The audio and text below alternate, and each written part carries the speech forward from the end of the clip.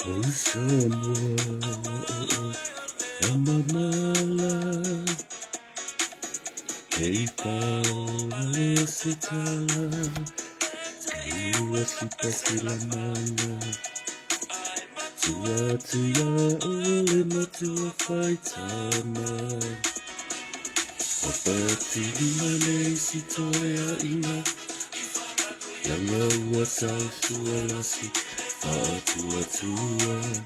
Ea tua samua uatasi Ua etali imana ua Totongi lau pili ilea ua Yanga tua uasi ila penisiona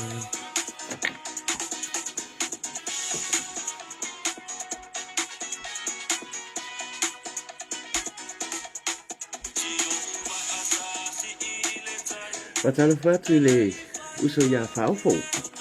Ya, por te fafunu. Ya por uso fo ya te vek. Tamali fai pisinisi tono Melbourne Australia. O se tangata e pupu. Pembe wa Lebanon na fifasia. Ai whakarikari e kenga kwhiwa e te malanga mai. Patalo fatu le uso malai ngali. Susi Antonio from Sydney. Patalo fatu esta hand. Malo, te pola nuu malo whaftai mafuta mai tu mafono. Remeneta Wesiliana malo lava. Malala tuwanga malo lava. Ane mosalau se kumuria. Uso ya pira len sen se kumuria uso. O iso pasi kunari ke ufa apego. Te pola nuu malo. Mane sitoya ina. Famani yanga uasai Lefa atua Ea tua samua uatasi Talofa meso masi Ano ya leuso Lerina Toi leiu ini sa kumani fa talofatu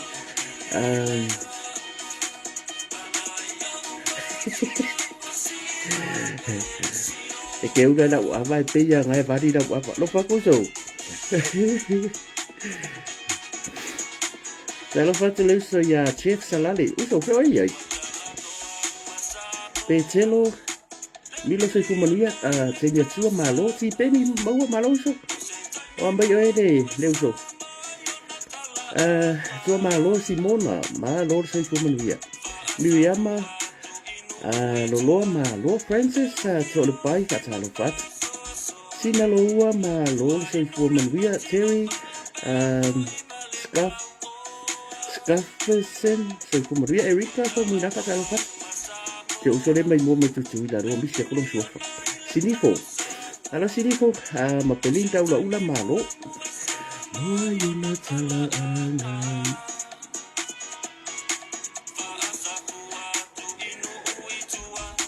Power for Rainbow se kumaria katalo fatu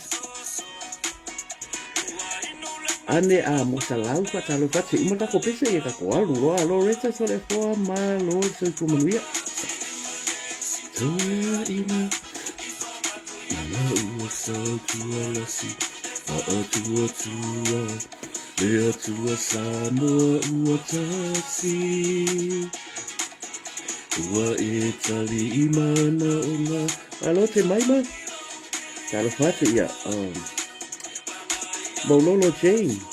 Maulalo se kumaria fasawina Shalom so fasawina Dan mafuta maya o leuso manovi sai pa ia fatalo fata Jofine Sala o la babu la dunia ne te sing le fautele malo o la babu Kere babu ka mo imu ka ko so ala so ala kuma le ya se ala Johanne ia prefin ya so ala la ngadi malu ainga so kuma nia fasawina wada fasawina mai isala e se po ide Ba yo le me o le mai bomba yo liso la tinu lisi ba e ngor kirope Te mai ma se malo Kaya Moses se kumania so afoa sai malo halo fa so afoa la kalenga fo ko e kua ye ngam blo uluma kulang alo la kumania lo so mala ngari po pe ko ka nga po ndo malo lo po ni po o e ka nga ka lo ke ba ko di so le ko ki so oho te aolo lua tina mai ai ma se fale tua o sa o nganga fo ngor mi ave tina ma fa na o ka fa fo le vai fale ai ngaka ngaka you know everybody deserve to treat yourself and your family sinema na ya Kalau fa yo sia e vile fa talo fa ti lo fionga. Pero ke ba kule ki sa mo tu ka lo malo se fu mo dia se mi tai mai fa talo fa ti malo la sai ma fu ta mai.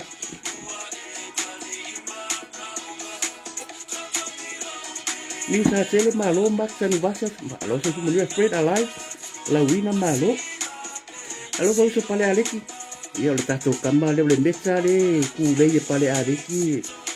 Tango ye nga ka kung le ye. John and Nina Malo, Augusta 25, Malo, se fu Maria no Venezia, Malo fo, John, te lo levate io le agori. L'anno mose rimu risale Malo, o le mako i vado le adu suafa. Si un Malo fa stai Malo, poi fatto sia Junior Malo, si un Malo fa stai si lautua. Siamo mua ane amo salam malo fa te na futa mai wi mu sale vaiana se masa malo si fai avaiana la loa vai foi ya malo tau si matua foi ya so fini paulo leo malo au matangi eni le ala ila au locho malo lava heta fa au di malo heta pi break it heta wakau dia uma ka ko tiki ba la ko ko le kupi Meles Towers Loretta Aleki Pongai sia ea malo Isabella Peal ia malito telo o tu malava o lo mai mo mai o la tato sa vale o le wa o le pesel nei ia e ala ngo fi ka and I have to acknowledge le tamali e ona le pesi le usole ia o le pese nei sa te lelo na sao i le tato road show ia tu lo fu le telo tamari pe lo so ia se yuli master team le telo tamari e mai le pese si so le o fonga vai uta nganga i olo ia tonu ale o ngal pese le follow i langa YouTube channel ia fa i lo fo i lo fia pe fa pe sa fa mariina oi ia po e fa nga ina fo i lana fa tunga e fo i le te fa fonga ia ma fa sa si sa mo ia le pese la le uso le fa tai fo si uso yo la lava e alu runga le nampa so langa YouTube I think o lo o le fia au nampa si wo ia fonga vai okay ma se la vo lima le ala mana ya si so le ngo va yo se la mo ku va se la vo lima to se la mo tupua pe ko se la su lima ko monetize so langa YouTube ya ole ka ko fa pe so ani lava le si ilesi i vai nga uma lava ia e ona lewa te ale tu las fu ma lua te salo fo ia le wa tato tu lata ia po fa solo tu sa pati pa ia le tua ia ai le ila loa ia so polo fo ia ma nga loa se fam talanga ia wa ina fa talo fo fa filo ia tu pa ia ma volunga sa mo ia na tu lang fa lupe ia yo tu te tele mo tu tau langi e manatu ia le ata o ia fa mai ne oi au tai loto ia pa io sa ma fa nga sa mo le ale o ia se fam talanga e le tato nunga ia ele ai wa pa ta o to finga i po ma pe fol fa ri o to finga a tupu ia i pa io le atu no e tau na fa pa ia tu ona te le na yo tatu tu a mat tu ia mai se fo io le pa ia la fa nga ringa tu fia le tu ia lo ma lava lava no e mai mo mai ia ma tatu ma futa mai fu ia i tatu tan no nga i lava le tatu se media ia tatu lava tata lau tele ia le fu fa nga Facebook ka fa swai ia ma lo se fu manuia pa ia la fa nga ringa tu fia le tu ma lo fo lau lang ma lo le se fu manuia ia ma lo fo il lang ma nei tu lau le fiafi ia nim salo ta ia sa pati ia kau yeng fa pe aku ke wa ve ko fa ia le male mana le upu fola le tu ia ila so ata ia tu pupu ina mai le lang fu lo se nga ula ma wa le to fa ia wa ia se upo wale la fu ma moi ia fa o mai le langi ia pe fa fulu mai le langi ia le to fa foi fa au pe ngai nei la au to pitola au le so ata ia ia ole pa ia fa le malo ia pa ia fo ia wale sa fo inga fo i mamalo fa nga malo mai le mamalo le malo masu iau ia le pa le mia mal ka peneta ia mal mamalo le pa le mene ato sa mo le tu ngai fo ia tu la epa ma ia mal suita ta fono ia fono toi ia fa pe fole fo sa fa pito sui malu mo palmeni ia fam sidonga ia na tulanga ma vai o fam sidonga le fo fam sili ia mal malo fam sidonga presidente fam sidonga fo no sofa ia malo arse fu manu ia malo le tau tu atunu ia ele fa ngofie o le mea moni lava ia ongo ngi vai kau ia o le mai mo mai nisi o i Amerika au se talia ia telo nisi mai isi vai ngai se lo langi ia pe o le uso pito sili ana ma le i le mai mo mai Israelu le uso ia fa sauina ia ele misi vai ese manga ia o le mea ia lo ke ngo foko ni si la o Samoa ia o le ala la mai nisi Australia o Amerika o Hawaii ia a le tau te tala noa fa Samoa o la fo mai mo mai nisi o le tatou atunu mai Samoa e mai se lava ia wa via lava le penga ta fa ilangi masivaenga e mafai ona fa alewa ia matatou fe so ta ia po fea le mama o le lalang ia le amu foi fa alewa lo fina ngalo i lungo lo lau ai pe yo lo ke kala ngo ku ngo lau ai ia le te mai mo mai tono lo mo ta mo lo lawa ia ma lo se fu mami ma lo lon sai ia nge yaso se va ku kala mo o tole fia po engo pesi to te lo na yuse mai o le pese pu e i le ka le o le uso le e le ngolanga recording o le JJ recording production ia ngai fai ngo fia ngai mau e lungo ka ko Facebook o le ka ngo fia ia o le le ta uatu o le ka usa o nga mai su so le pu nga pese to se la tala ai ya wa ia e le fai ngo fia nga luenga la fu kilo ia e alu a ko le aso ia mare telo nga luenga fai o le ala ufa pe ai ke fa e to se la tala pe fa pe ngor pese e pu mal MTV e fa se la o le kala nga me ke wa ke masalo e ke fiwa so se fa le pese te mo se ta fa pe so i no ke la fu ya e fu ai oi a fa pe fa se la e pu e ai lima se la wa e fasi ke lo nga buenga le JJ production ia producer ya casa o sala le so fa tamari le o mai ta wina ese foi fa mani e na o aloma matam fa na o le tunu lo so fa o le nga fa amar ko mai so le au sa fa i ko vai ko le fa ingol masini o le mako i o ke masalo e uma le lima se ko sanga le mfaingo wa o ngai me al fa ingo o le o ma ku fa kasia me ia ile mfainga o so ka mala me langa lo fa ko mo to ina meri me ngai ia pu ela ka ia so foi dai tamari e mai wedding ko ngere malanga mai ia fa ngai na lava o nanga ia tu pu foi matamari o se tata tu e pu ela la pesi ia ai o le kausa o ka nga fa se la pu ia pe di ma se la pe o pe an male MTV ma ko fa ngale Jones ai ru male aso o ngo fa nge fa pe ngo so ku ka se fu ale wo umare le ia le aso pe ke ele koru po le luo fa ko sa o pe se wo mo pu ia o ke lo la fa se maro lunga si so em fa ala asa wa nge fa ngo lo nge lu ngole YouTube ia ma ia okay kaya heta ole yo tulanga na ya auto ole fa mo ma to le fast ya kilani langa len ko e meri mele o ke lo la fa nga ka tike la a fa pele to to ngia la tike mo ba ya so fo e le yo le ba ya so fo ba ya so ne lo already sa a fa pele to to ngia la tike ole kai mi ngai fa fe so ta i lo ya le ka ko la pe a fa pe wa missing a kongi la ngai ka nga prepay ka ko tike lo fa mo le fast le fo la stona nei la solus fu viva ia pe ana to sila fia ia a mo wala ticket e ka kawanga ko kongi straight away because it to atele tato ia e foi nisi wole mo wangi ticket ai to atele tato so awangi e fata mala fa so ta i kuar ka ko group chat ia pe fa so ka ila fionga ya le asi le nga meri le fionga le asi ko ko posta kulunga ina ia mauti noa ia to tongi lau ticket ke msalo aku wa ya ka ya wa lenga te line le va so dia ia fa te ai lo fa mo sa unge enjoy ia le tina o le Christmas le fa pela le ko ngelo tiki o le me fa la tala ya o le ko nge pe fa pe e le tamari nga meri mai America e fi ore kinga le tina le fasting e ko rua ka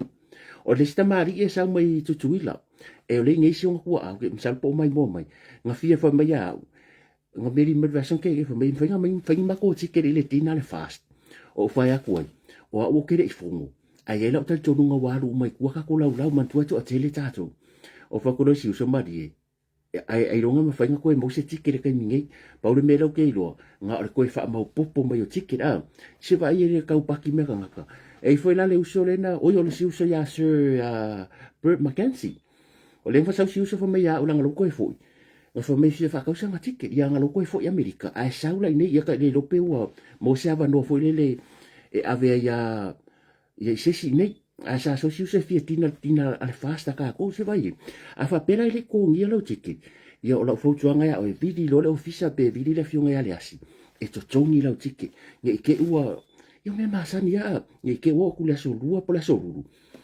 ele ko ngia ia ngai le fia ia ma i foi fa ngo fie nga wenga komiki ia nga ho ala ira sfarai le sto nai ia ke afio aku la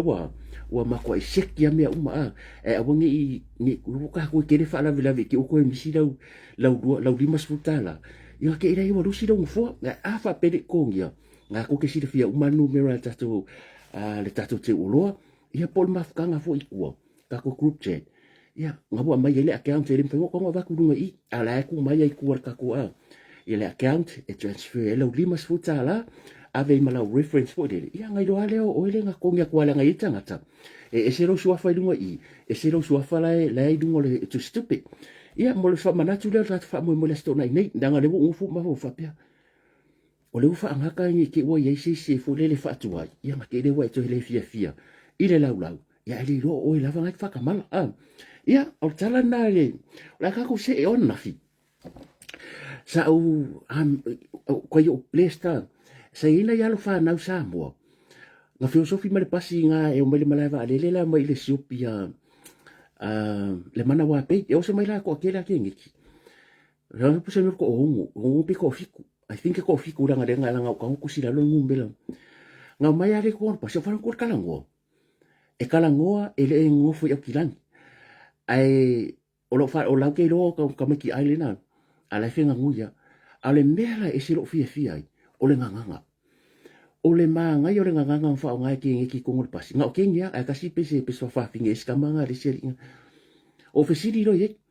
o fa ku lo ye fa o feo e ko kere mai o kirango feko fa mai la lola ile yumveskia o tako ya skamai kai mi anga se la story ka miki mo ya o le sauman malava ale i e re a ko se di mamingi a venga nga mau lo va ngosia la story nga ku ol pasi fa mai e ke ko sa wi fa ku ia o lo ke trava i e ko fo me ka me ko me mala lunch o le winga la kala it's not about lunch a o le me o le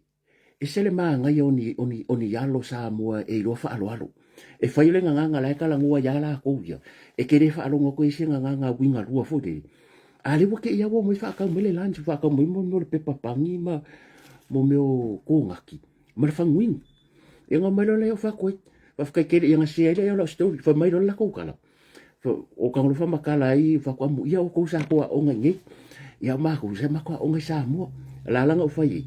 ko anga le a ke alu lo le investigate ele ai ma se matua e one side lo ia matua wa o lo wingo la bo le investigate a wangi e feio a wa ke feio lo ia fa mi fa ban ko fo le o le tama poto e fia ile a le tama valea fa no ai nga ia fia ka maki mako inkaresia o ka ngolo ka o le pisi nga ka vela fia ku lo fa pupu mako ko le mala vale fa mai venga pu eska ko waka fa ko venga mai fa kanga ya ku aku manga aku unga lo Facebook fa mai lo nga ye ko lo ka o le ngore no Facebook fa ko pula ko ya la nga ko ilunga o lo fia nga le a pese si sa mo o ni ko walo ya amu ya foi la o ko ile le yo nei fa na o e se fa alo so o meye ka ke mika o le au konga la ona ya lo tonga maru sa mo fa alo ngai ka maki amu ya ko wa fa pe ko ke mo male lai wala boy do le ya ko anga le ko wa onga a manguia ya ko manga i manguia le a onga ma wa se ai wale tapu inga na yo to matua ai ye la me le ke fi se e le me e re ka nga maku wa i meli mai anga fi le spela ngol o taku manga ko le o tako le fa ngi sila o le o o le o tako la nga spela nga fa ngi sila ai o kango isi pela o tako o ti aka o e wa ke le ai la ko wa meri mai o te fa ftaila o ke fa kai foi le ko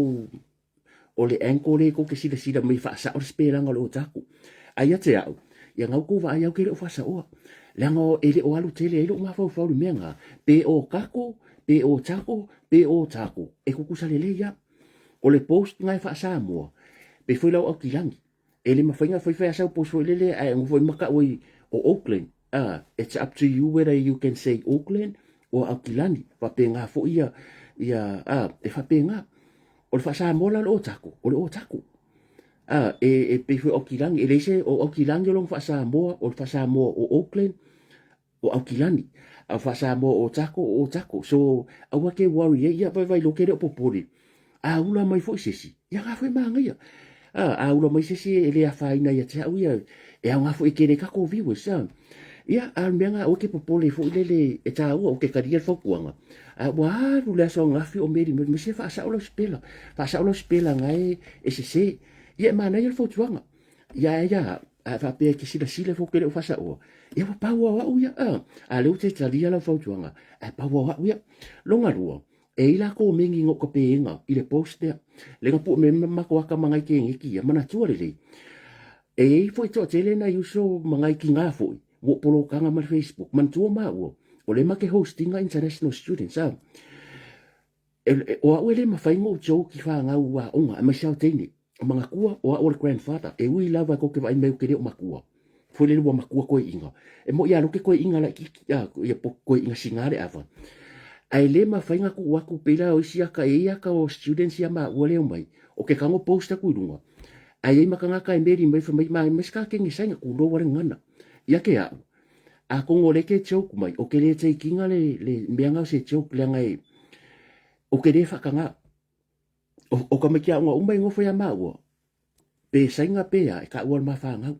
Because o ke le i o le whaatua tuanga mā tua ia ia kungu ngi po whea lava lea kungu. Lea lenga mafunga mai ka makingi ngofo i lalo le mawha amatu. So e tui taka makingi o lau whangau. O le mela leo le posta kon mako aka e o mai ngisi pia tau mai hori whamai. O kere lau kengi sainga mea penga. E maanga ia. Ai le maanga ia. Ia hau ia. Le whananga o kango posta kule aka o ngai whanau ia nafi. Ngo koe ka pea isi ko mengi. E ia ko mengi fo le e wha winga lua. O le winga lo kala. O whangau ngei. O lai e o la tau mātua. E ke manga o la e choke wha pese si so wa whawhingi. O le me whawhingo fi. Ku okse ako so wa whawhingi runga vai kunga e ke fia wa ai ako choke ka ngisi wa pe hui maa iau kengi maa. Beanga whako o kere te kinga re o ka pe ngai si ko mengi. Nanga le mana ia sila. A whapela o sila mai mātua o whanau nei. O lai le ale aka. O le anganga sa ongo fia because I appreciate le anganga funi o nei whanau e wa aimia kia o se ka māloa sa mo se ta maa sa mo. La e mai whalo halo. Ia le fuki kango e tweet la ko. Ma whaira o kala whako anga lea onga. Make your parents, make them proud of yours, of you girls. Ia nga, o le ala whapeke e nga e joke mai ai. Ia, o kere ikari yanga mai o tele, o kere e ia me joke ai. Ai me le mana ia sila. O nga whangau. You can never e le mawhainga e nga e kari ia pia whape o iska ka whaifangau. E ke kari ia mai, o tātou whai maku, o isia kai mi kau ke puli ai runga i, e kau ke puli, e kau ke whamai ea, ale ke kau whia ka kuko e puli o ka kanga kai mi whapenga. I ora kala nga, but ole end of the story, it was really nice, I lo wa ai ni whanau, o lo i ese loko whaapea, whaaloalo i kua me kisuri, whaapea, sori, o lungo le pasi ke wa ingi, o se asa e koe maua inga maiki, buko o kere whai ka kua maiki e tuapo maika sa, ia au le ukwa wa ile ni alo esele ia fa se ele mata upu ia ai la ka ko so aku ia ole mo toina ai si man kia pula ia vai ia nga ko kia pula ia tu mari li ele ke le nga kia pula o kia pula ia ngo o mai ngai se tasi o so lo si fi auskaria e lua pupu ka lo ngo walu mai i nga walu e kai manuewa ne sole ya tuni ava ya por su fe filufi nga walu se i mai si sole pupu ka ngo manga vare po o va fonga merkala ango o kia pula ya nga manga vai ka o kia se fulu ka si le po walu falo le sole o la po manga se i mai si so kia pula ku ulele ako e lua la le o ku se ka si le karo o se ya ko me am kia pula ya e lua la kia pula ke no la menga sau fai nga sau le ya kala uma kia pula ya ako ko ko yo o lesi sama ko le ala ko fo le bo ma ko ima ko fiwe ai lu apa pe le te fo te masania bo ma ko fiwe ai lu ile ngai ka mai pu mo o fa fo ma ko fari anga ko kia pula o le langa ai si man kia pula lu fa ko ele kele ai ke lo le si ai kia ke mo kia pula ko ke lo le ka lo le fa ka mer ka lo fiki kalo fiki mar kalo le whakaumaka mai kangoe vai le kia pula ngai piko i runga vai le ia se so tātou ele ai taru ngalo kangoa ve ese unga le kia pula ngā per kia pula le Samoa na kangoe ko koe ola e kere kalo ngai ngai ola ia ai a whapetele ia a kele ia e mawhai ngā paku e o whaidu au e kei minga ku whaidu au ia ai le se whape se pupu karo le lope ngā se lima se furu pe ongo se furu karo i wafu ai a o ngā ola e te whiu e whao ngā ia le lui ngā awa le mera wei kako ia le se furu kara le pusiru au le se furu kara pusiru au ni ka ilo i kopi kongu a mātou le se furu kara ke ala kui le tewi se i ji ai mo ngā o ji ai mo ke ala ko se furu kara me ngā penga le varu lau karo e rengi lau au lau karo ia ai a kokoa ngai au pupu karo i o kua mauka ia e maua ngai me fai fo tau maftanga wai pel makai a ya le so ka ko ku sa wai malisiko menginga e ka ke musu ka ke avia me le le ka ngaka le ngambe ko mengi me fo mai o ke fia pe ma vainga su so ya fo mai bo e fia pe mi ka ele ma vainga ia afa penga e joke mai ai le ka sira le ru ka ngaka afa pelenga e ula mai ia le fainga ai afa pelenga e serious mai ia va ai awa ko ke mai fangi kala fa penga e kui e tai fua le ika i le vao riska ngaka ma riska ngaka o la le uso ya ma vainga o se wo le o le foi fai ki apulo ke msalo e fo wa ai au wa le vango fai le mere ngi sila wa le vango fai ko ngala awe lo uma to te le ma ko a inga ma wo yo le vai ai o so mai e ko mengi me fa mai o fi ma vainga o le ala sa me o ma wai o le si me o ma wai ko nga ko mengi ya o ke mfaingo fa pe ko pa vale e pa kai ia o le mea so ia ro le teva ai mai a wai o kere o koe manga o mia foi e pei foi o tau we don't need negative people around us e o foi ngi ui mo ka kaunga kako le wa kako la kalkisima kako fia kako kari e foi kari so ska so ma ko e se ko nga fa le ma fa ma ko e se ia ai ma ko foi de ai pula oi e le sa wa ya tsap ai pula oi ole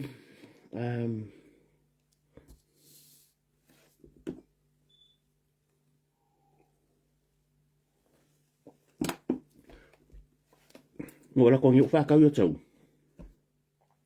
mo le ko fa ka yo so ya rasko fa tai tele o yo rasko Anthony fa ma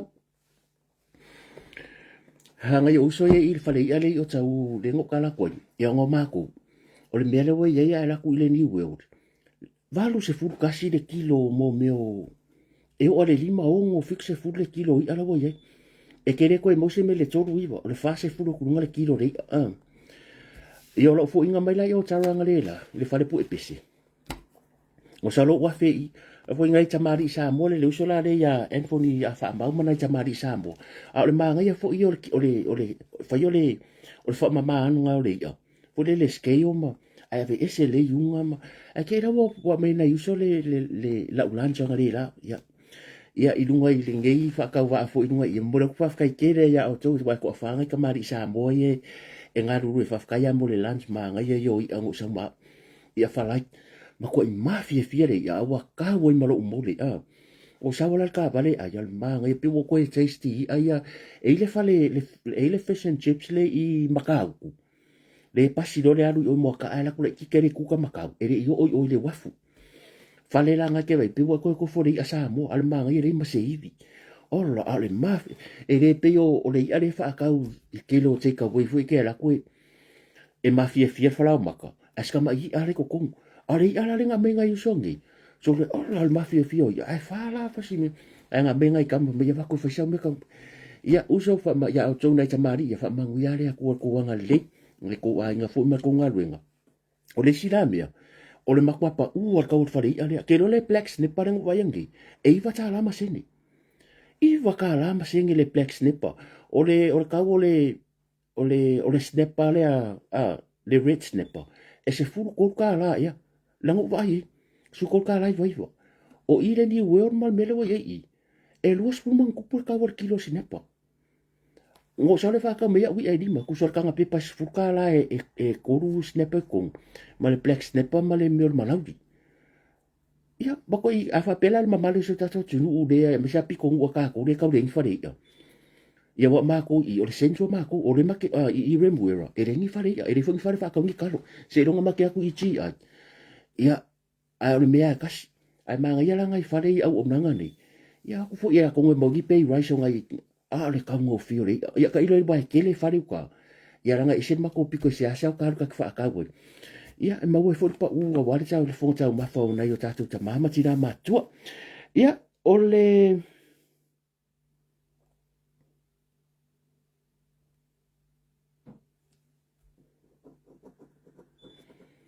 o u wa ia kwangi o ke le do pela ka ko kala ngo e le me pela fa pas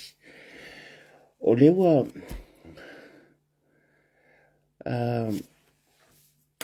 a playful e a lor kai no ke msalo tau sile sile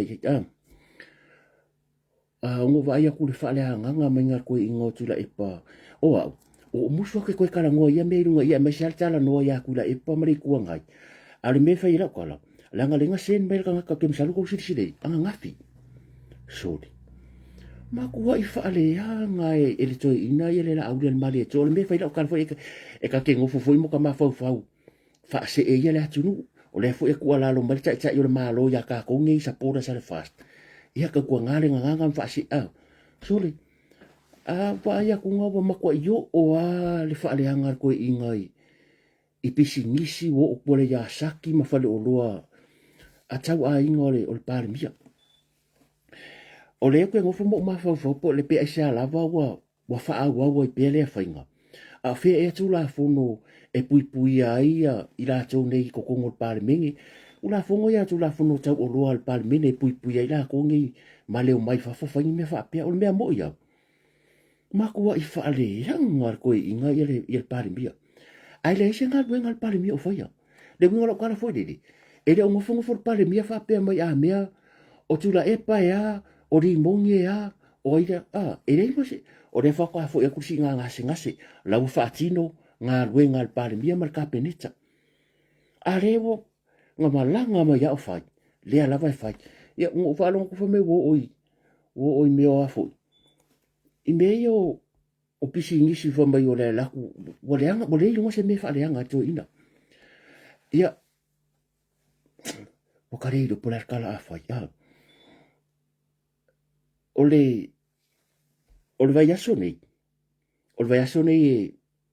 le la o le un fam singonga ia pe o vai aso fo nei le ku fa kasi ai final submissions ai tu mai both parties o le tu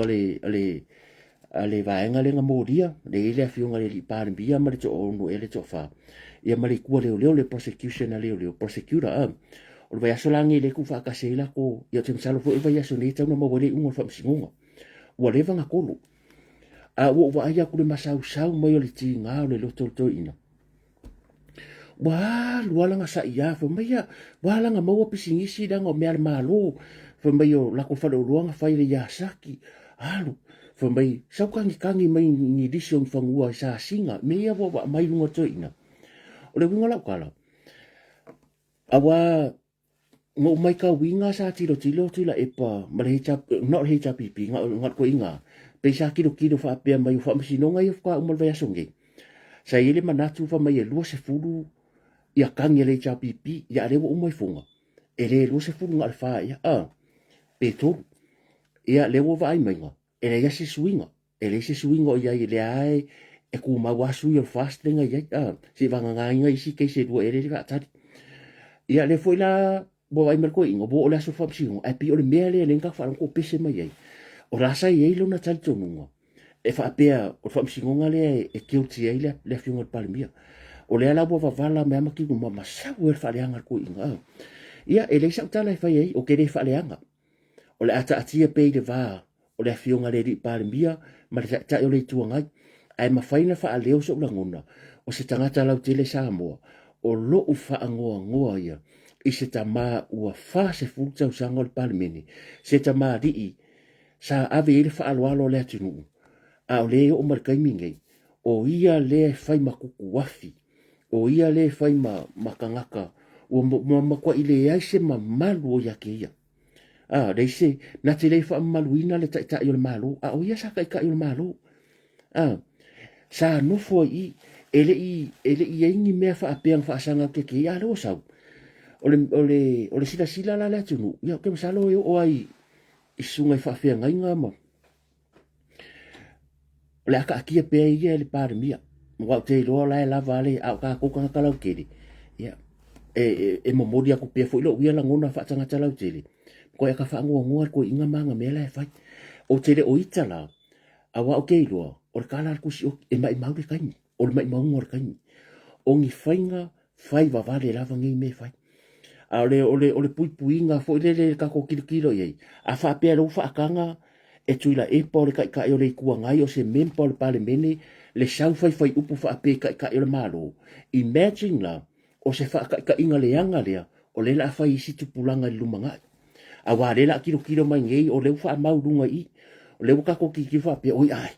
E ma fai ka ko fai me tuila e pale nga fai. O le e pale mia le ska nga ka sa wa ye fa le anga mo le fa kanga. A o ia lea, na ia whauina le tū la fono lea, o le defamation po le laipo. Wa fau kula fongo, e le ai lava se tangata pito sili na ona soria tū la fono le i te tono Samoa, e pe kula epa. O lea ua ka loka mamoria ai le to atelo le atunu, a le kanga ka piko sili lea ngaunga soria le kula fongo le ngonga faya, kula epa. A le kelo le mea la e fai, e whaasanga le parimia, kelo mea la e fai ko inga. O te reo loa konguna, po le hale mea wala inga mōrianga o isikanga ka whenenga ka ikasi mōrianga. Wala mea sawa. O ke a maia pere a fionga ia langi kewe soma. E kasi a defamation, e kasi mōrianga. Le mōria i langi kewe soma. E ngā le kasi a. O le whaaleanga, o le defamation ko sole, o le whaio se kala, e whaaleanga le suafa se tangata. E ui lava o le wha mai langi e sa o ia. E ma whainga o ngā pūvinga. Langa ele sōsanga a wako ele melenga kuselanga ariko. Kasi a la. A ako vai akula epa. Aka kukusia umakau whareanga kula e pare ila do serisi. E lope ova mare lo se lau pega la kakurko se lau. Ioi. Langa la kau ki lo whareanga. La auri pepelo. O fese mem whaingonga pruvinga. La ua umanga ame whamsingonga. E le se pelo. Le se pelo o la ua fiwe ave ko se lau e saunga. E le se mea. O whealanga ke pruvinga iko e sauma pointia whamai e pepelo la auri. Ale mari etua. Le fanga sa pepelo ko kongo le palimengi. Fa mai o le fa mai fa ngari unga. O inga sa ikupe fa ire pa ale fa ko le le ko inga mere e fai mai lava. Langa fo se wala la ke re kala au ke lo ai mai morkan. Pa uri me foi ka ko kalo. Ia se fa ale fo yo tatu la ngona wa ia la ko do mai ai ka ko ke le o akui e me le na te sa do mai ai. Ia ka ko ka ua ku ai o ka ko o le amako e ka kore karikongua, o ia, le tangata pito sili, so ia, pera nga mea whai mai.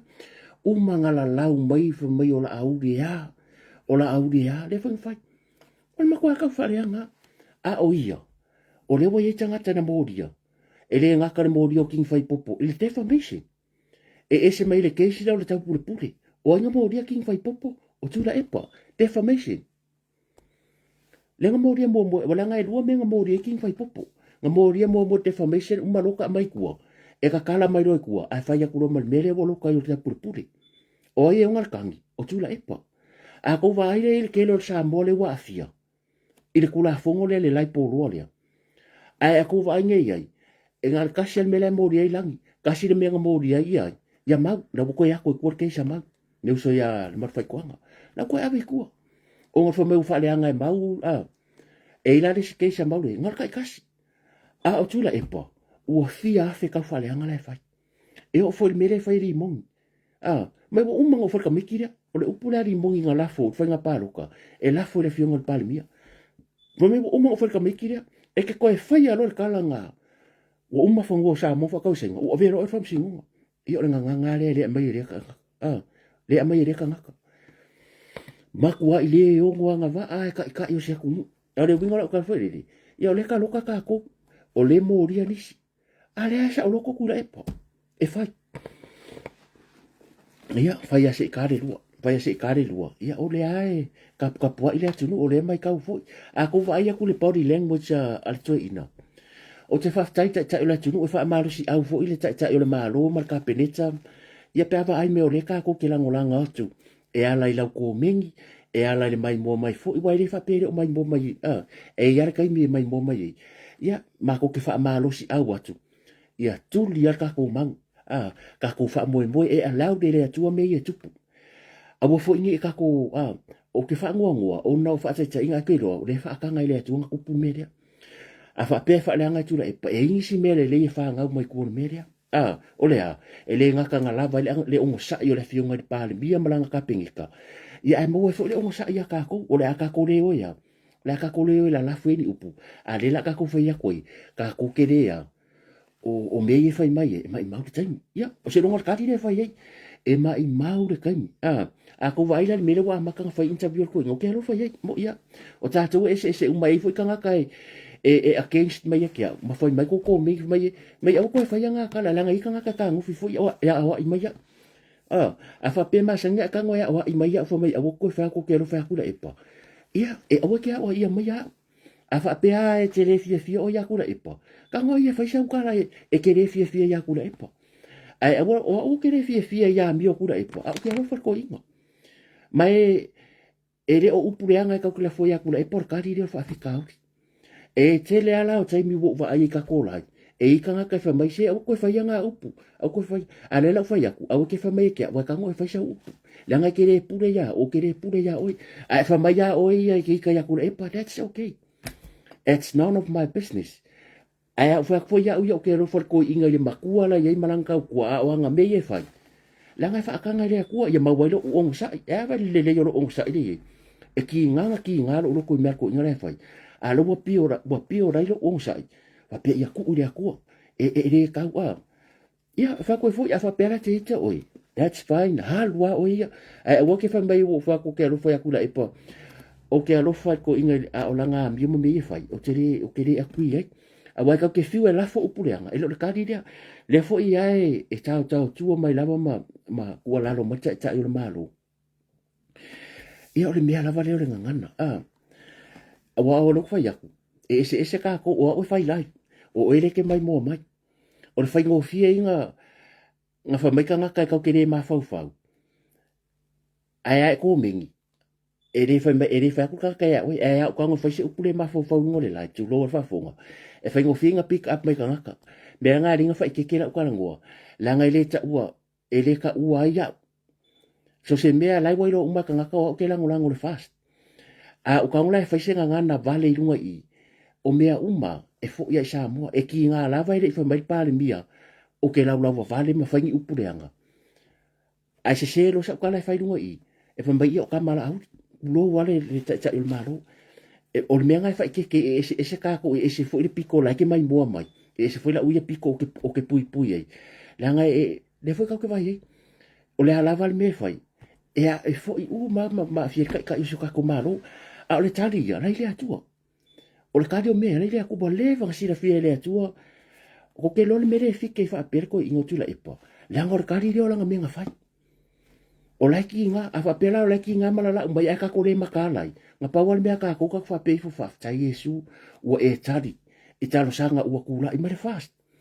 o le loko ki nga male mere ya ko ka kalo fu yesu ya pa ya tulo wanga ya tula e pa ya fa ma walalo a wa ale fa ma walalo o le ati nga i lavalo na loto ya mal watu ma ima wanu fo al farsa ka ya a wa me mo ya so se ka ka nga le loko e ka ronga la ku le loko sa fa ye sa wa ka wa mo ini e fa pe folo ya fa ma nga lo atu ya fa ma nga wa le se me le nga pa me lo nga la ta ko le nga le di ya fa ma nga lo ya ta yo malo ai le fa manga lo winga umma le lo kunga fa fo ringa mar sukire ko kunga fa ai le fa kanga ai anga fa kanga ko anga mo fa kanga si mo le ko fa ko inga fa kanga ko ke lo ti ngai ya ai le ti ngai ta tu na pa le mere ka kalo oi o ke ka ai ka mai e fa pia buya bala ngai ka langa fo i la wale tau mea lai runga loko nga ka ko fika ko lola ya le ko fa ko ke fa ngo ai a ke ro fa ye ele fa le ko fa ko to ina bo matua ele fa le ko va ko ngo fo le ye o fa ko ya ko nga interview ke vai ya lo wa ngofu kala ngo mo ingi mai fa pengi ua makua i le ai se malo si anga to ina. Ia ka kia pe o langa lava lea ia te tau wha vai. Ia po lea kai me e kau iong se e vai. Ia e po lea ko inga, pa mea tato talo i maurong marosi. E sa oe makua ia ngai le malo. Keiro. Ko ia ka kalonga, kalo le atua ia po wa ia kure malo si atu la epa. Ia sa makua ia ngai ia le malo. Manga ia. A wale mea mo ia. Mako i manga ia mele ka ko vai koe ngai. Manga ngai mai ko kongo le o mai ngai mai pekes. Paulo se fai ngā mālo ele ngā le hako ko kongu whako kupa mai ko e rupe ma. E te rupe ma ngā rosa le fongo le ma. Ngā umanga whako kupa mai roa i peke sa ngai me le mālo. Ia pia o le polo kiki wha pia. Bare kako lango pia i matatalo fo ile atua i ame se fai ngā mālo.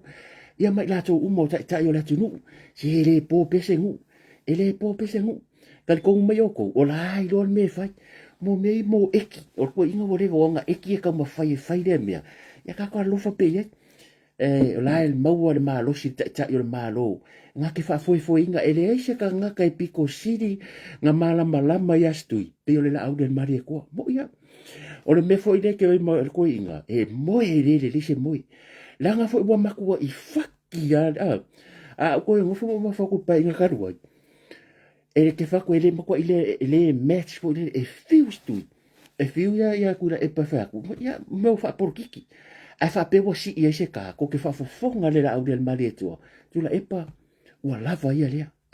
Ua lava lea. Whaamangalo. Nengo vai e pa inga karuai. O le pa inga lua se furu. Le fo ingo vai e a whaatau tōra fionga le tai pāle mio le malo por tamale atu. Sa wanga lea. Fia me. Lau fionga sa whaapito. Ia lau sunga tula e pa. Whaafile e mūra tunu. A vai me re fai. O le ai fai. Langa e re fai ngofi. E re fai ngofi ko inga. Ia so ia. Kako ongo sa ia. Uin kako fai mei kai. Ia o le fai ngofi whasa lau mbol koe reimburse. E peto e to tongi e le malo. O mai kau kua ngawhile na whailoa mai le tai o latinu ul whaatanoanga ma lau tu stala. Whai mai o lewa koe ko kongi le malo le tupele na a mai ile fionga tai le malo. I whawhekai o mangi ngole le whaafonga sa mua ma le lalo langi. E le se me whaapea. Se vai ele o e kusi. Ele o e tusi whaapea whawhekai. I nei fo i tai o latinu uma siona ainga. Siona whale tua ma siana whanau mōna tau ainga. Whawhekai o lea ua whaia ma whakaika inga le le history o Samoa o se pāle mia mua lea. It's fair for me to say, o le history le mea le ua whai e le pāle mia o le atunu. O le malanga mai, to tongi lava e ia, ma siona whale tua ma siana whanau manai o na alo ma siona ainga. Langa si ngase ringa whai mai. Nga kupu mua, e le tupu mua. Le ase mea waka ko lewa aia koe wo mai ni autu stala e whai loa mai lea mea. Apu ko ke mamai ka ulalo o le history le mea lea. E le tupu mua se pāre mia. O lea o se furu walu paya inga Samoa. Se furu walu au o ono suma tupu tausanga. O kuko ka Samoa. E le ai se pāre mia mua ona whai se me whapea. Ma langa mai. I kupe lava ia i langa sa iringa. Ngase renga. Le foi lau toi foi atu Samoa. Le wana whailoa. O le mea ua tusia. E le manga au whai. Esia. E ke le aku mangui e maua. Mai foi whamsinonga lenga whai mana maro. Lenga pa imilionga e kei si ang whaunga. Lenga whai e whamasingo. Nga uma e kakaunga koea. Nga whai se los. E koe. E le se mea whai. Esia. Kasi al sau nuanga la au le marito. Langa ngai a mense ringa e kongo pale many times. E le ongi kupe le awari ia. E koe kokongi ia. O kupe le maro. O kupe le kungu. Le keisi lenga mori e le au le marito. Le tōri se lau morianga. Le keisi nga. O le keisi nga. Ngā maka peskai o moi fonga kula e lo i sili le maro. Wa keisi le maro. O aina tatongia. Kokongi kupe le maro. A o inga. Lenga kongi a le au le marito. Anga keisi inga whaunga. E owa milionga kupe ngā roi. Ai whamsinonga nga. Ai o moi fonga. Lei mas whamonianga e mawhaila le au le maria ko nga koe su. E ko kong me kupe anga. Ia nga malo la vai lona loto le alo foi le atu. Le alang sanguanga. Mai ia. Mai maua pe anga un kupe la wari ia. Ai umai fonga. E reo mai kanga la wari ia. Mea foi le alinga ka alo. Mea ko ngana le ka o le abuse of power. they knew very well ele aingi solid evidence ai ave lava le langa wako mai fafu o popore iai ele popore vai le oni la tupe ia le fora ko kupu mo kai mingi ia ko al pulong fa stai foi ia kai o malo ale fa renga mai stu o lai faile ngafai foi langa fa interview ngafi ai ngafo foi mai fa mai o la wo mo pasiel par mingi ave ale pasia ele se ben pasia o le ese senga yo information o le mea kongu lava lea le nga kupu le media ka kou le lua felo se furu matu atu nga makua i faasa le media kasi ka ngaka kau kala le media asa moa i kaimi ngā o tuanai nga kula e pa e kereva ai se mings ka whakala ngō mai lungo le media sa moa e ngā o tula e pa lava sa whakala ngō le sa ilanga mea ngā o taimi mal pa le mia le kausanga ka kuwa ai ai se a kasi le leo al mere whakai ka fast e o kua e ke mwhainga sau mings ka ia whakala ngō mai e mwhai sau mings ka i lungo langa ia page o Facebook whai lo mai mea langa makanga luinga langa e musu to ina e waku kura wangua mga wanga ia bo umala o longa ngā kaimi wa umwa ia e rim whainga sui ai fui ia ta ia la ma whainga wha avai fui ia nei whainga malo ta ia le tunu ia wa whai ai lava la kong whakai kenga sa ale upu fui le a wor ngau male ngau e or ngau ka ke vai fai ngā isi ka ngaka ie mai ia e ka ke ufu fui pong ka ngaka soi fua pe ngai fo mangi suru ngā kiki ia wa o le nganga i maka o kia ia ka ro fai ia ra fo manino te le tunu e le se me fa penga le se me fa penga ko ngera malo la bo uma sa ngol pa mia o le me wa tu sia bo ku sia ai ia fai foi le fai nga wa ia fa ta ia ia moni si fo ta le tunu lu manga ia le ai se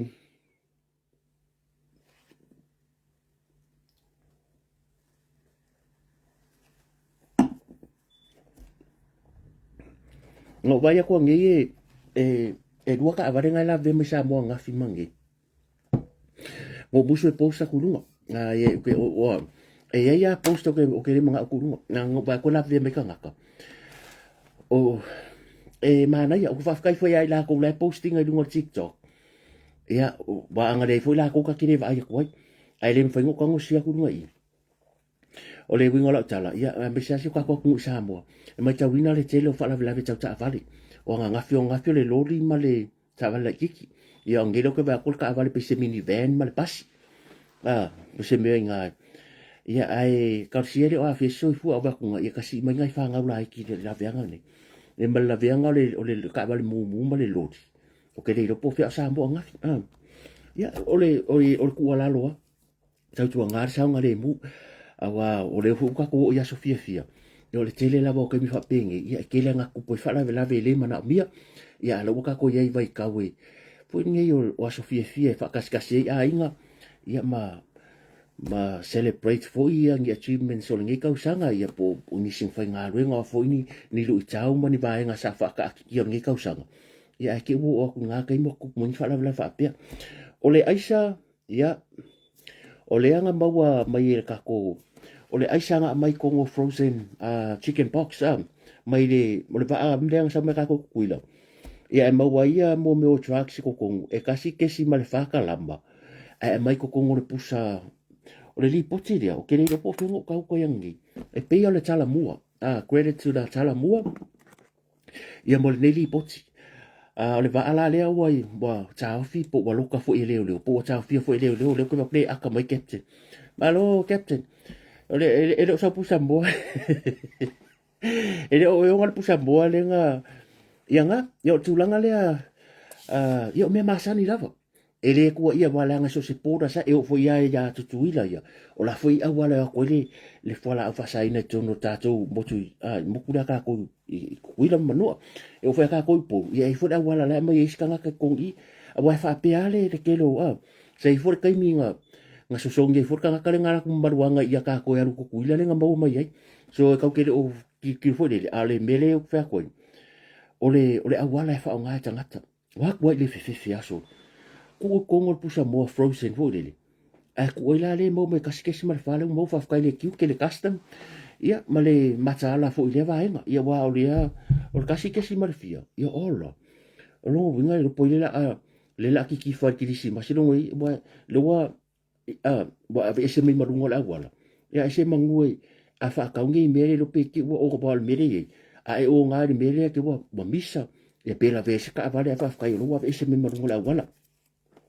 o la le fa mai o lo ta fie le fa ka wa mbawa ia I we need more o fa ta wa le fo inga mention mai le fio ta ta le malo le vale ile malanga to leo kasi le maka manga ia le ki mangalo o leo fa ilo le fio le li pale mia ia le o tu fo le al komsina o leo ang usila ma le vae ngole au su e lenga malanga ku sa mo te salo to si le fia umai ma to yo fia le plan le o le ka ua i o le mele mo le matanga luenga leo fule ia koe upgrade te fule skills ia matulanga i vaenga e mana umia le fio swani walanga i mga umia fo i malo tato ia ele ngaka equipments ia ma le skill ia ma le ma vaenga fa atino inga luenga pe ia o vaenga i kau ke vai so oi ia le tulanga fule nei o a masiale mele o le pride pa fa kola sa o tu lo wana i malo e le ka kaunga ka dia se reo se tupi so se ko inga mea i lunga le awala me fode le ke la ka file ko lo mea e fa mai ai si o le no more practice po le e le se me fa pinga o te le ta tonu e ka kauang fa malo e lunga ka dia ingo se kupe i le mea le pe o me sa mo wai pasi a mako ia e la kulo le mo le over ia kulo ku ia pe ia so pia ia le usu ia pia e nga uso kwai kai ku e kupe le se me nga faia i ate au e leo se mele lei mo le alu luma i lo wanga ka ko ngua so e ka kanga fa malo sia ia nai malu fo le malo ia a wangi ko fa ia ke dei lo i pe fa kanga pe fa sa o me sa o fa sa o ke mi le ko fa ngalo nga le bank sa mo e le mo fa nga ka dia se ku pe ma ko i fa sa o ku pe umai e ko ke ku ti pa kanga ka e le a ver kanga ka le e umanga avere ke e kusida nga avere ke le mawanga so afa pere so wa nga fa nga sfal ku pesa mo ma ngi e le ma fa ke me fa ka ko kala lo se ku pa pe va ku lima kala le va ku lu su kala le e fa ka usa ulans e le avere ka kala o le tu ke fiu fa ku e umanga kusida ka kala ku pe nga avere e se me ave o ke kari kongu fu e ta tau fu ma tanga nga o nga ka ko e le nga nu u le ka ko ia e ka ka wanga ye le va e ma ia me fo le lo la fa ka se lan fa pe ya fa ka se fa ngui pe ya va ku fa ngui le wala nga ya winga le tu manga le ka ko a le taria e malo se tu pe fo ngi pe fa pe e le so la singi e le se pe pa la ka vale o le ai ki o nga a e ka fu a di se la ka la le malo e fa ka nga o ki anu ma le lilo manatu o la wala ku nga le la ve ma ka o ki so e le se a boy e ini si fa mai le la va to tong yo le e sa e le lava kongo leo, but that's not an excuse. E le kai nga valid le excuse nga ke whai ele ambeo le pride, ia polo wha nganga le mea lea. O le ngā ruenga lava ia e mana mi fota ti tilo tongo malo, ai le, a wā le mea nga sa kupu ia mā kukua. E la kun mako pasi o whai maa mi o isi leo, e maa ngā vai apia, ngā kure kukuru mangkoru le uka ia le sa, le haru o. Ngā kure awa maa ngava, e le oiloa mai apia. O la wa kwala ko fa la ko polo ka su engon kupe ale ba ko la se kupe yang fa le driver ya uso ka ya va ya yo yang ale la ko pife ka wi ku kupe ko se safa penga pa ele se practice le mole bo elo se mera kikia skama i mea te fa ya o le man ko fo le va ele ngo ko ele vai de au ka fo le va a ngi ngor sami po le aska mai va po la ke le or sami le fa fo ele ngo ko le va ai se kama i pu wa fa pia e pūro le vaa rea. Ngā kai kongula o e rengo ko ngere vaa. Ai ke vai se e sau le mū wale vai de ko kongu. Se ia o ngā kungu ai runga. Ngō koro ma le vaa. So o le practice e le kaunga koe wha ka ngainga mai ta tauna wha malo sia. E tu sa lava pe wha maini se le lava tu tongi o malo le malo. E le ma whai eina a vea le nā tūlanga. Ma me e whai e le a vaenga. A wai le mōlu. Whātino ina fwoi o lako ngā ruenga. E le wha pe oika se singai malo le malo. O la kei roe le lava koi. O la fui lea lu i fui ai le mkanga ruenga leo ma sia CEOs ia aver ko minska amo me ia fai o ku ngai le board ma le komisina fa ka ngol mkanga ruenga fai se ko kusi aver minska aver parmia vai ia o mako mga mia si kanga a ko kilo mai kula ka fere o ku ka mpe I ko ko ngi singa luenga e fa ia se vai e ka ka le fainga luenga I o le private sector e mo a ku longa pe ia ka ika a o iko le malo ia vai singa luenga le me fa penga ko me ia ngar ko misinga ko ka ngofile ave ko minska o le mea lea waku sile sile minsta nga avele I kongo kapingeka e kilo yei pe sao wata tawo na waka kaunga si ko kongi e a masa kongi a maka o ko kongi ala ole top level o lai ka sila mon kupu CEO sila mon kupu a CEO maybe 90,000 o ia ole iwa sul mon kupu a fea le a CEO la yei e fa solo mai si executive o lai lunga le fixe fulu vase fulu lima sul mon kupu ia e o mai lo ngai leo fo ia ngar ka suli ma fe kala ngar ka suli ma fe ka usanga per annum ia e ke le ala lo ngaket ia e vai le ye o le ke masa mo le malo o se ngal we ngai ta ua ia la ke le ko ko ngore ska ngakala ia wal me anga le wo ska ka fe fa ko anga e ke le ko ko ngore fe fa ko anga ia o nai malo o le ska kala fe ngal we ngai la fa ngoko e ke le aku lo ku pe mo va yaso ngai lo ko ngol malo le fe ngal we ngal va yaso so if I've got a go ngai malo e le o la fala ia ole cost male priority la sa ko ngole job o le responsibility le ko ngole job ia can lose your life because ole ka ko ngai malo ia e ko si sila ngai malo wa a fia so ifo mai ma fo so ifo I lungo nga ruenga ia o te lo ye po in sua fo I fa ngai malo ia mo te mira fa penga wai le kasi le luanga I malo mai maula to soifua I le kai mi lai fa ki ngore kiuki le kai mi lai on duty ai ia ai ku pos fa la velave ia nga ngi ku ala lo mai fa mangaku ai ka ki ai pe o I fa nga malo me ia CEO la ngor me la CEO fa o me la manager fa ma ko fa pe ngar wenga I ma ku ngi pe fu o ia la ngar wenga manga si le pe ia o si o le yungi manga si pe o ke alu la manager o ke alo fai fa ko ia o ke mga si do kong decent dead o le wa mama ia o ngai ala dia e ave e purenga ia ai o ngala o le fai nga maro me le ka ka ngo ia me nga si o fai fa se ko ku si fo le sai un bar malo ia nga ave le ko mi ska fai o le mako kilo le kulanga ia pe ma fai nga fai dia me ia ave le ko mi ska ko ngo ka pingi ka kilo ia pe tanga fai si tanga pe le ia are ai e tā ua mea uma o le awa ka ua mai o le tūlanga le aisa o le lenga le buka ko si ere uma le aisa o le kele ia o wale mwhainga o le aisa sa mua mai o te tari tonu e le ngaka le wafu ma I mai lua a wala ai o te tari tonu fui e iei ngisi a wala lo wha o ngai ese mai le wafu ese mai malai wa alele e ia ala masa salonga le ngole e open le ka ko si pe open le ka ko e mo yo lai ka ko va o ke lo la monitor e ka ko nga fangua le va ale ata to le o ke lo retire la ngai e le pikia na fanua pe le pikia me lo fiso le ia va a fongi va afi a vai le ingi GPS va afi a fa pe ala sa le mada si pikai sa le va afi boko vai ma mau le va afi en fenga la ko va afi I po lo sa la fai e whainga la kurwa afi I poru e alu I kako ia tātou tutuila. O longo winga, e ma whaiwhai langa alu wa afi kai, I kua ko le song, lea wa ai ele na whanua. Ia kau kere ilo e pe o pe wai o le mera wai, ko e whaingo whia nga whai ti o fo I, nga le lako alisi wa aku I kai, ia la kurwa alea sa mouka. Le ke lea I akungu uia ia I South America, le koke wa ai e ia piko hunga wa whaima me fo I o aku ka ngaka, le aisa ia ku mavaa ma so ku va I kaula I ma ia nga fa manga ku wa le pio o le simele le ke le alo fa fika uli so tato tilu ia o le tulanga sawa I no fa nau sawa I no tina ma sawa I no fo ka ma ke le fa la vela ve tau ta vale ia ma ke le mo me o so I fu mai mau o le me la vale o le aisa o le pia e le fa ku saria le pia le me o le aisa ia le wo o tono fa na wa onga so o se mata upu ke le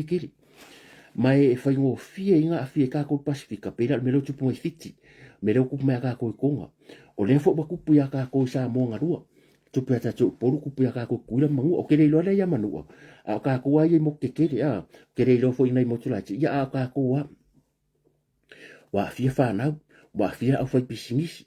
Ia, e ila ukar kongunga ia kongu ke kele ale e ele mele o le drugs. E ka kawanga ingi leo leo, e kaunga ingi au whai porkiki. E ka kawanga ingi ka ngaka fui. Ai, ole leanga o le meria, ole ring.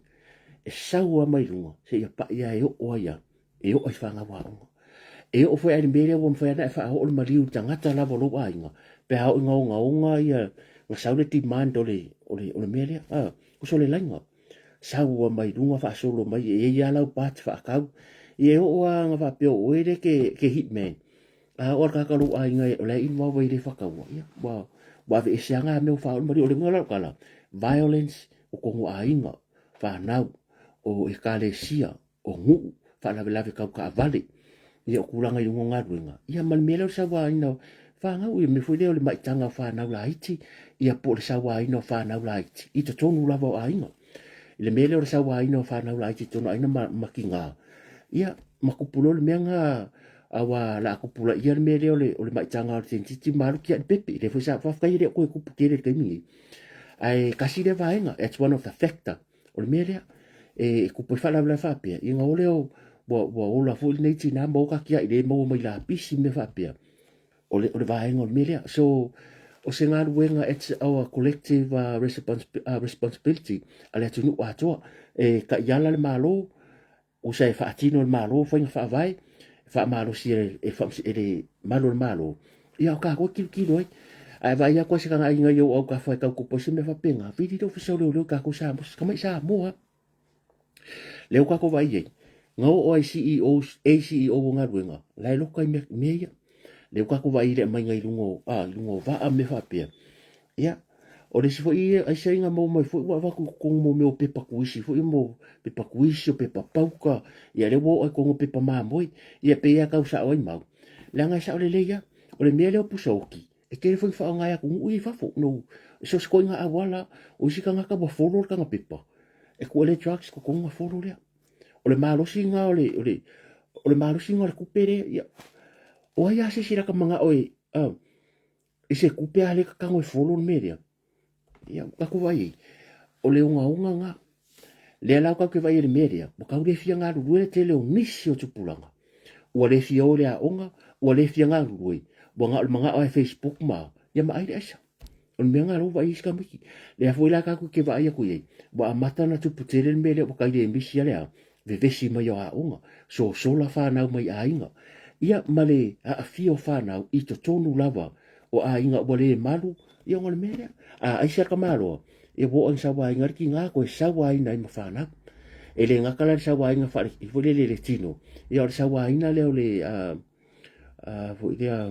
o le sexual harassment, ia po le, o le whatino ina fole o ni sortu la fono le tala whea ngai whanau. Ia e tāua, o se mta upo i le mwhainga ngā ai, le simila ngā ai, le fwila ka ko ke vai ka ko victim support, po le mtanga luenga lea. Wa te le su whai ei, i ona tūlanga lea, o le aisa. Ia, wha marsia le malo, tatu ngā luenga fwoi. A i loa singa me sa moe kupoi. Longo le malo. E ranga e, wa ai e sa moa. O la mbo ia lo vai ke sa fwoi o tau. A i sa moa, pe e nomo. A i kokongo le makeki. E i ka ngaka ngai whewha i ke iau musu aku ia oi. E ke me ai rea wakse me whamanga i mo ia. E ka ua i o kema so ole mele la uru ile whai mtanga runga leo. Langa waka ngofia i o kema si le kaimingi. Ole makua chipa o kema. E se vai, ole makua i ngor fi whaka me ro wakro kala vai. Nga sa fua ngi kere ro whaka mi mea o me whai e ki ngā lava ia. O a ure ngi masingi, or kere fongi. Nga ufo ia, nga sa fua lo toro whaka mo le merea. La ka aki ale mai ki ole ka serfa inga la ulai ale fo ko mai me ole bingola kala me ia e le fo ka usik seke e fa ngari me e fa adu le live ole YouTube male la nga a fa ngari me le live ai ngole YouTube e le ola kiki la nga ka ka wanga ise mai ko le la nga mele mai ko ke le fonga le fo la ko fa ka mole me e suru i e pe mama wala la nga ngai do mai ko e le nga le mai ka aki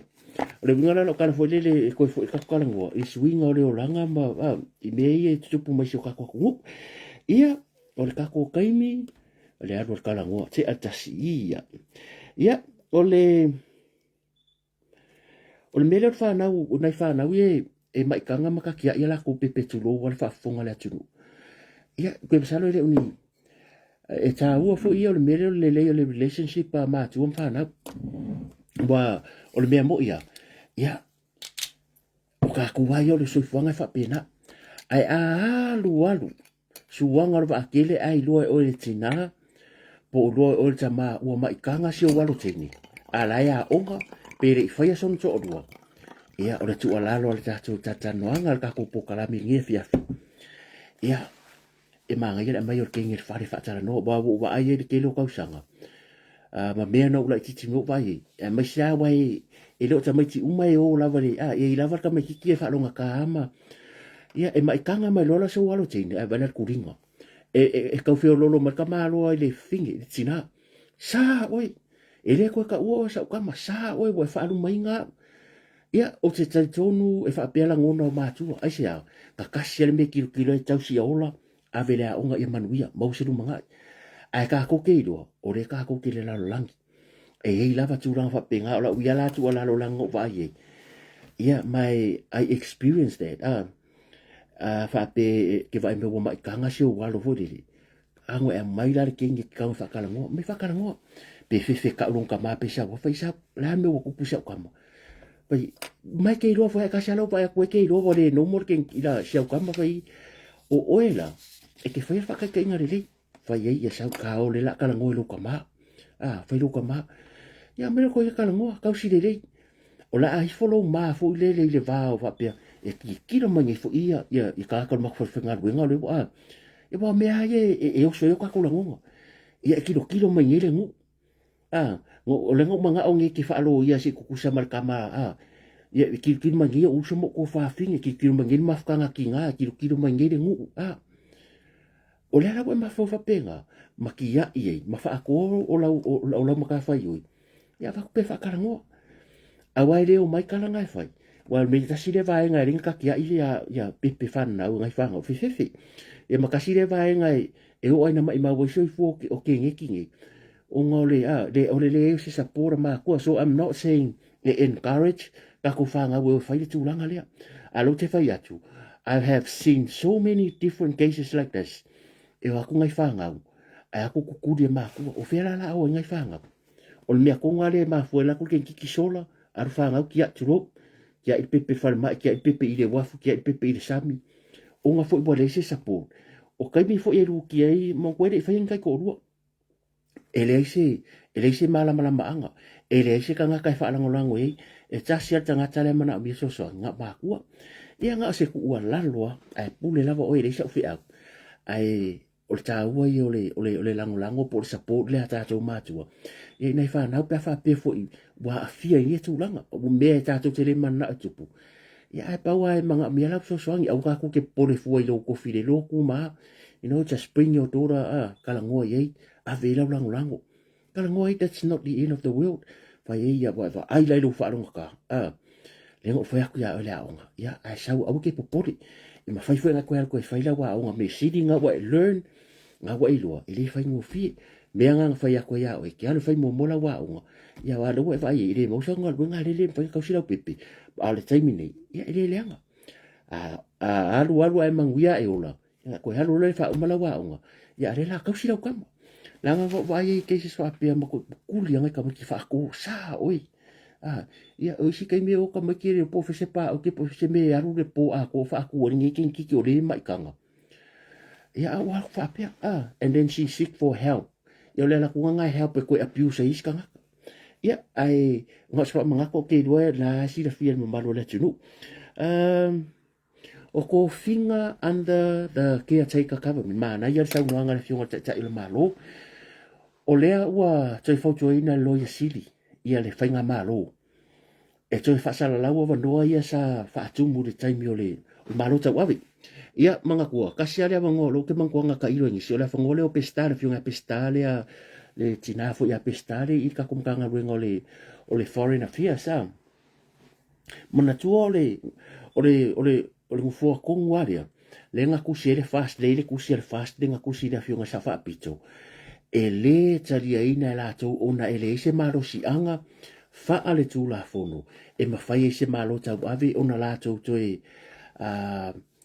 whiriwhiria. Se si i au fō. Se i wanga nā i boa ka ngua kuru malo fō. Ia sa wha kingo sa wha pita sa i fo i la fō nga sa wha pita ngā wha longo iei. Mai ia. Se i o mai o kou ia le malo whai kou whainga. Whai kou whainga. O le alau koe boa whautua ina ia e le loia siri. Ia le whainga malo. Ia koe whasala lau.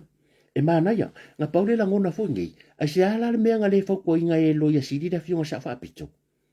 Manga kua, it's the same loia la fionga ya sua, ya Helen, le fionga fo ya Helen. Ia o ia lava le sa loia siri, o le ala le mea nga le whaukua inga fia mea kai minga ponche dai pe nga koe pasal lau inga, ia, sa kaunga whaukua, a le pe fōringa mai, nga whaakingo fia mea ai sa silent, until now, le wa take over le malo fō, and now, o le wa mai lon fina ngalo ia le se kuleanga a piu se menga le ka ma fo fa woi la se mena le fa ia se fina ngalo le fionga ya Helen le fio ya sua po le fio fo lo ya sidi a fa tino fia me ngi po menga fa kua ai le ka dia le fio sa fa piko ia po le ha bo fa sidi ngi si de ta to e le fa sang ka fa sidi ia le la wa ku pu mai ngi e mana ia le nga la mai lo ya sidi ai o le lango fo ia malo mai o la fo le lango la ngai o le malo tau avi. E sare ka kauanga la ko whaim tō whinga whapegi man ko whinga ngi e ka i koru kau sanga. A o la ko, e ngā le koru, o le malo kau avi ngā koru māsinga. So they should never, sa le tatau, o ngā la ko whaia la ngai re o la ko, e whea ngai mar tō whinga lea. Ile lima tau sanga. Sa ka kauanga whaise mea, o le mela le whailau kala e ka umai ai, there is a reason why ngā la ko whaia. Silent le loia city. O lea nga extend e fia me i lalo i le taimi o le malo tau ave. Nga ngofo ma extend le kong kalake a longo. Instead o le koe re-advertise, ma le koe re-appointed. O longo, a nga ngofo ma extend. So why, ai se ala le mea wano fwoi ma whaile mea lea i le CEO o le matanga luenga leo leo. Ai e tweet e se la fionga ya pesta po le CEO o le Foreign Affairs. Sa kakawhulanga i loa o le fisiri nga. A se awa wa extend ai longo ai koe reappointed ia la fionga pesta o fesidi e kau kere o whale anga ia la fionga pesta ai malongo a le kau fesidi a wai ko kusare leia o CEO both of them la wa expire la ko kongkaraki extend la risi ai koe re-advertise and koe reappointed o kere lope nga advertise ia nga umareo la ko nga kausanga inga o sere a re ka kia e mga ko o kai minga e le se pa ke kel malonga 25% ole pa ke kire ko i ia ele o ye ko kongure wol me e ka consider heavily consider ia ile la ko e compromising le ia le fainga o fai unga na ngai ko ko sanga ai ka se la mang ko konge i mga ko e fidi le malo ka nga ka nga va mai fidi le malo ka nga ka fo ile o lai e ile mea ngā wai mangku a ke el maro ele piki o el maro pe o kungu fafu a ke el maro ele se mera piki o el maro o ka ua fo ngā fidi el maro tangata e lango el maro a wa e fidi ska ka le lango el maro ia ngal mai mongar kai mea koi e a koia ia pe ia mera na fai sa fa pito sa ku fo kai no kula epa a fo nga kula epa sko inga si usa ya pari John pari fa malo ro tu lepa ia le fongo kai mo fia me fa malo ro fia me ia ma river ia le fongo o mai kai mo la ule maleto e pe fo ringa o mai lo kai mo la ule maleto e pe wo pise me fo de me ia process masang so ele fo la wo ka fia mai pe fo ai le fo ia o kulanga nga la ko advertise ia fair enough la nga kau nga ele ka kau nga fa ingi me fa pia wa afa kanga e koe fesidi e se kai mi lumanga e ke ko arbor fo yese malo ko ave lumanga nga koe fesidi ngia fo ile o meia nga pule ale or ke te ka kava media a expire kon kara ke rus pu fa ila ko ai le ai se fa ele ni se kula fongo se malo si anga e la tu te fa ya ia o kulanga nga o finga nga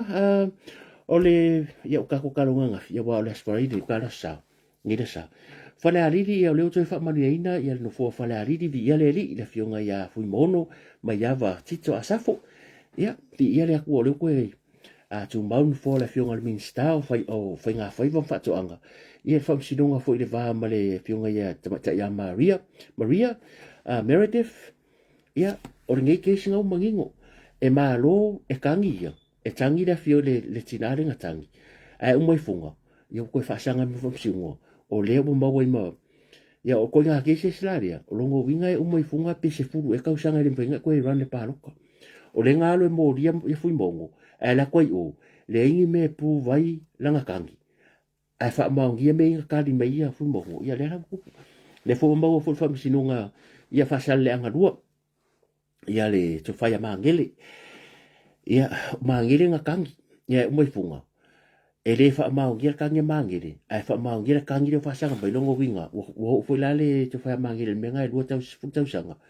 ke le lope se fupe I'm not sure ia e le whainga koe ran le pāloko ia i ungalanga ai o le vai aso nei o le kele o whamsingonga le la aloki vai aso nei ia kako kalo i le akua talo i le atua po alawa fo tūlanga i mano whamsingonga ia malato hui pito la au whatino ino lato tiute ia o le kako aku alalo le atu nuu le kako piko la au atangata lau tede ia whailava malwha maoni o tau tiute na wala au inai o tau ia o le fwoi kakalo aku le kungu mangui o ko fai ma le tonu mea uma ia mangui ai sa moa fa penga fo la tūlanga langa e o iwa yasonge it's gonna be a different story bai lua ke e lua meila o e fa ingor keisi le yasonge o le fa maungia o morianga o le malo le kure le au le male toa mal toa ma na tamari ia e por malo le kure le se me ka fa pe mai mo fonga le se kari o keisi le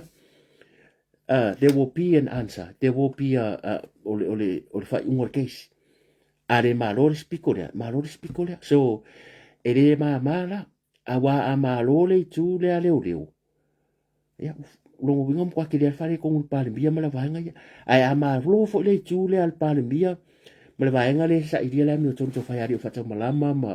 ma tamari ia afpula. Amalo fo la ko. Ere fa ngo firme o la vanga yo fa ma le nga fa ya le nga fa ki ngoinga leo nga fa ki ngoinga mala to nga fa ki ngoinga ka le nga yo nga o le ko fa yo se me fa pia wa ku pera ku fa ka fia milionga le ko nge ke si ata mari nei a ku pe ko nge lo ia e o ila vola fionga ale ina fo le private wa le sika nga kanga ngo ko mingi fa mai pio for nge lo ia sa ku mo le va se ka fai mala maka ko me le o le fionga ya le ngafo